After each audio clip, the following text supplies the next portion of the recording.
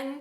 I know in my household it's one more sleep until holiday, so we are really excited.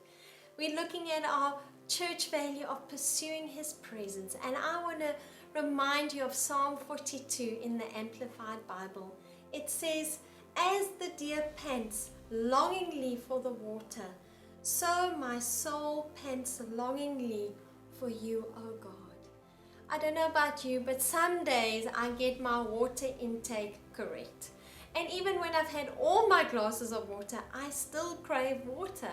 There are other days where I forget and I get distracted and I lose my water bottle, and by 5 o'clock I'm so dehydrated and I rush into home and drink that beautiful, refreshing glass of water.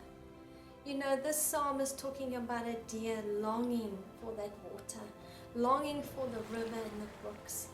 How much more should our soul long for His presence, to be with Him, to experience His living water in our lives.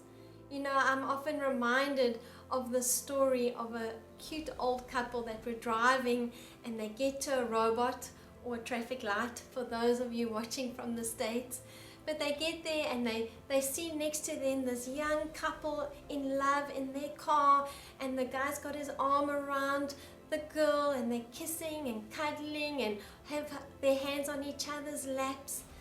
And the old lady turns to her husband and she says, "Oh love, remember when we used to do that?"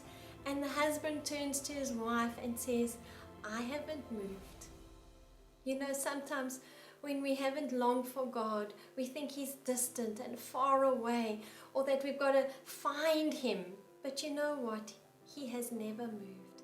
And it's really up to us to run into His presence, to know that we can get His refreshing. Maybe you're feeling almost dehydrated, that you've missed God so much, or maybe you've just had so much of Him, but you know what? You still crave His presence.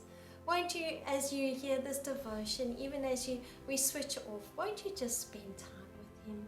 Won't you enjoy His presence? Won't you hear His voice? Won't you feel His arms around you this morning and know that He hasn't moved and that He hasn't got distracted? He's not too busy for you, but comes and spends that wonderful time with you to refresh you, to prepare you, to give you the words that you need for the day ahead. Won't you remember that this morning, my friend, and especially know that you are highly favored